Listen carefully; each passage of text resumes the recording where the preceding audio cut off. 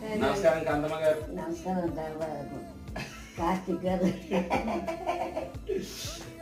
ఇప్పుడు మనం నీ గురించి సంవత్సరం ఎప్పుడు? 42.